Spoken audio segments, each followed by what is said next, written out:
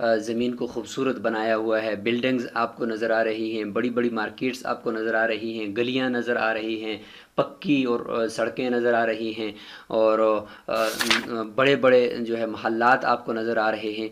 तो ये ज़मीन के ऊपर इंसान की सनाई है, इंसान ने अपनी तामीरी जो जौहर हैं वो दिखाए हुए हैं। तो ये हमें दूसरी चीज़ इसमें नज़र आ रही है। तो इसका नाम हम रख सकते हैं मरदम साज खिता।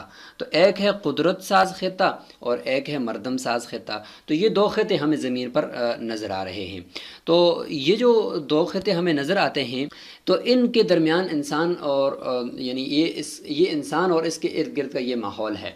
तो अब अगर हम जोग्राफिया की तारीफ़ करें तो वो तीसरी तारीफ़ ज़्यादा जामे बन जाएगी।